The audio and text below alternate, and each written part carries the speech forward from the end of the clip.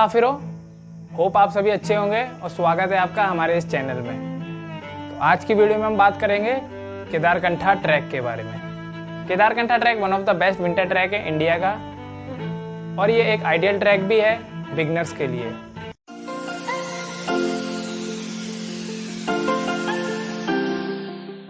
और इस वीडियो में हम लोग आपको बताएंगे ट्रांसपोर्टेशन, स्टे और बजट का। केदारकंठा ट्रैक का बेस विलेज है सांकरी विलेज, जो कि देहरादून से 200 किलोमीटर दूर है। तो आप लोग कहीं भी हैं, पहले आपको देहरादून आना पड़ेगा। आप दिल्ली से ओवरनाइट बस लेकर भी आ सकते हैं देहरादून, या ट्रेन से भी आ सकते हैं देहरादून। देहरादून से 2 बस हैं जो डायरेक्ट जाती हैं सांकरी के लिए, और ये बस अप्रॉक्स 10 to 11 आवर ले लेती हैं। और बस जाती है सुबह 6 बजे और एक बस जाती है 8 बजे। तो आप ट्राई करिएगा आप लोग 8 बजे से पहले आ जाएं देहरादून, कि आप लोग ये डायरेक्ट वाली बस ले लें। तो अब बात करते हैं आइटिनरी की।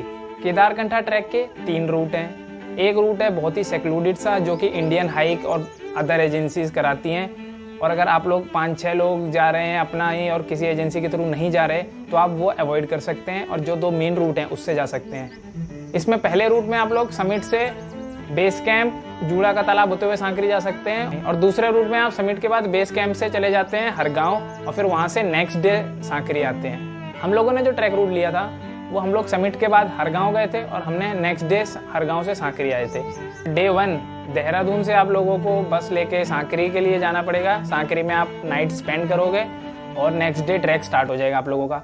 डे 2 में हम लोगों का ट्रैक स्टार्ट होता है सांकरी विलेज से, एंड हम लोग जाएंगे जूड़ा का तालाब, जो कि हमारा फर्स्ट कैंप साइट है। 5 किलोमीटर का ये डिस्टेंस होता है अपना, और इस जर्नी में हमें 5 से 6 घंटे लगते हैं।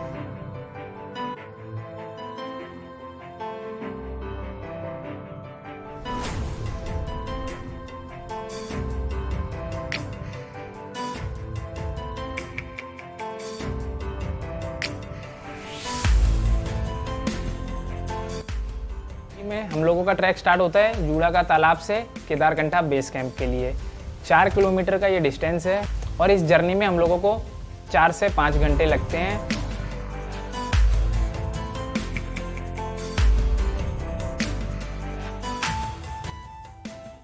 डे 4 हम लोगों का समिट पुश वाला डे होता है। तो इसमें हम लोग सुबह अर्ली मॉर्निंग 3 बजे स्टार्ट कर देते हैं, क्योंकि हम लोग सनराइज मिस नहीं करना चाहते हैं। समिट पे पहुंच के सनराइज देखने में दिल को अलग ही सुकून महसूस होता है।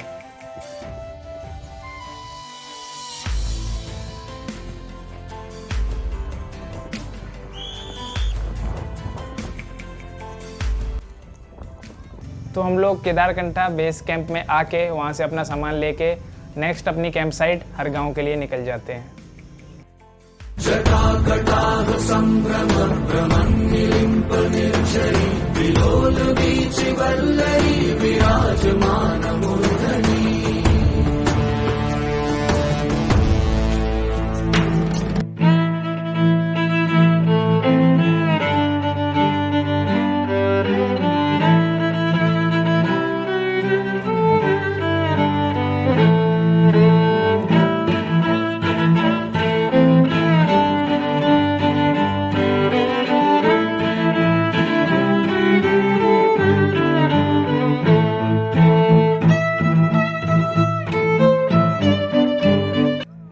डे 5 हमारा स्टार्ट होता है हरगांव से ट्रैक सांकरी के लिए। लास्ट 6 किलोमीटर है हमारी जर्नी के ये। तो अब बात करते हैं स्टे की। पहले और आखिरी दिन आप लोगों को सांकरी में होटल मिल जाएंगे, होम स्टे मिल जाएंगे। ट्रैकिंग के दौरान आप लोग या तो आप लोग अपने कैंपिंग गियर ला सकते हैं और अपना टेंट लगा सकते हैं, नहीं तो वहाँ पर बहुत सारी एजेंसीज के कैंप होते हैं, आप लोग उनमें स्टे कर सकते हैं। बात करते हैं बजट की।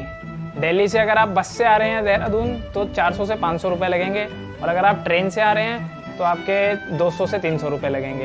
एंड फिर देहरादून से आपकी सांकरी की बस की टिकट है 350 रुपये, और सांकरी में आप जो होम स्टे में रुकेंगे उसके 300 से 400 रुपये लगते हैं पर नाइट, और अगर होटल में रुकेंगे तो उसके लगते हैं 1000 से 1200।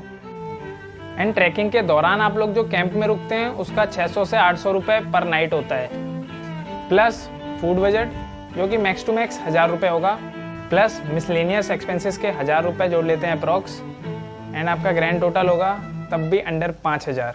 होपफुली हमारी वीडियो से आप लोगों को थोड़ी हेल्प मिली होगी। अगर हमारी वीडियो आप लोगों को अच्छी लगी है तो लाइक ज़रूर करिएगा और आपने चैनल को सब्सक्राइब नहीं किया है तो हमारे चैनल को सब्सक्राइब करिएगा।